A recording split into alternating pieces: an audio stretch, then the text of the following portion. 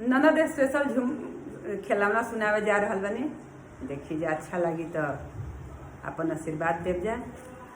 अरे हेने कर दोनों कानवा